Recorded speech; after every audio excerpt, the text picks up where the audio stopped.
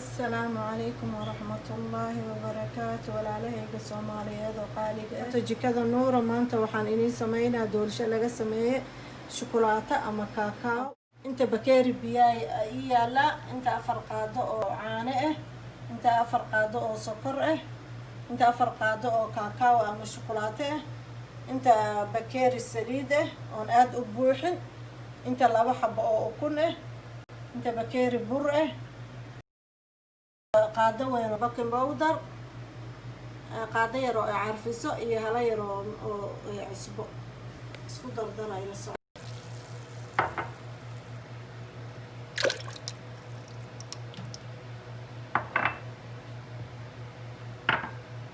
waxaan isku daray shukulaatadii oo kakao-ga ahayd iyo caanihii iyo saliidii iyo biyihii waan isku shiiday aan keega korka ooga dara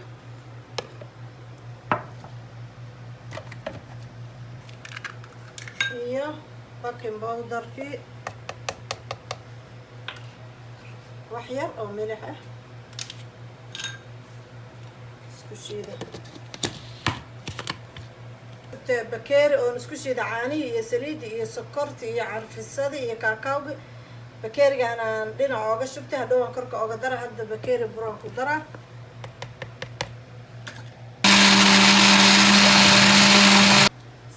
saxankan ku shubi lahaa doolshada waaye waxaan mariyay subageeni oo Soomaalida aan ku dahane daqiiqna korkaan ooga daadiya hadda doolshadii aan ku shuba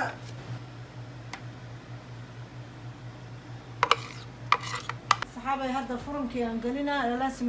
furunka inuu sii shidnaado waaye waa 180 oo 180 had boqolka soo yaqaano waan galiye 30 daqiiqana waa la sugaa insha Allah saxaabay doolshadii saanay noogu soo baxda insha Allah anwaac doolsho oo kala noocan soo gelinaa insha Allah sooskana waa kana kor looga shubaa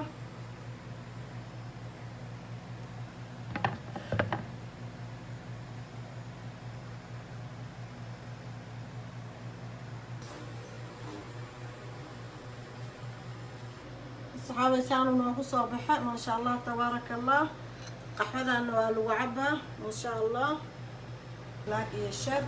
si maxay heeday fiidiyoada soo socdaan aad u fiirsatiin